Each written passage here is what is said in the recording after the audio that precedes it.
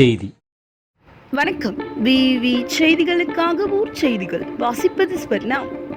ராணிப்பேட்டை மாவட்டம் ஷோலிங்கர் நகராட்சியை தூய்மை நகராட்சியாக மாற்ற நகராட்சி நிர்வாகம் பல்வேறு நடவடிக்கைகளை மேற்கொண்டு வருகிறது. இந்நிலையில் தூய்மை பணியாளர்களை கொண்டு தள்ளுவண்டி மூலம் வீடு வீடாக சென்று மக்கும் குப்பைகள், மக்கா குப்பைகள் என தரம் பிரித்து சேகரித்து வருகின்றன.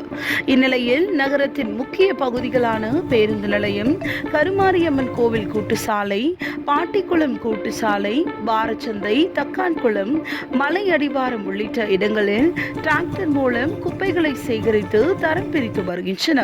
இந்நிலையில் நகராட்சிக்கு உட்பட்ட 27 வார்டு பகுதிகளில் உள்ள பொது இடங்களில் குப்பை கொட்டி சுகாதார சீர்கேட்டை ஏற்படும் பகுதிகளை கண்டறிந்து அந்த பகுதியின் சுகாதார சீர்கேட்டை ஏற்படுத்தும் வகையில் இயங்கி வரும் குப்பை கொட்டக்கூடாது, மீறி கொட்டும் நபர் மீது 500 ரூபாய் அபராத கட்டணத்துடன் கடுமையான நடவடிக்கை எடுக்கப்படும் என முன்னெச்சரிக்கை அறிவிப்பு பலகையை வைத்துள்ளனர். மேலும் வீடுகளில் குப்பைகளை தரம் பிரித்து தூய்மை பணியாளர்களிடம் வழங்க வேண்டும், குப்பைகளை பொது இடங்களில் போடக்கூடாது என நகராட்சி நிர்வாகம் விழிப்புணர்வு ஏற்படுத்தி வருகின்றனர். இதனிடையே தூய்மை நகராட்சியாக மாற்ற பொதுமக்கள் அனைவரும் ஒத்துழைப்பு தர வேண்டும் என கேட்டுக்கொண்டுள்ளனர். செய்திகளுக்காக விஜய் மற்றும் பாஸ்கர்.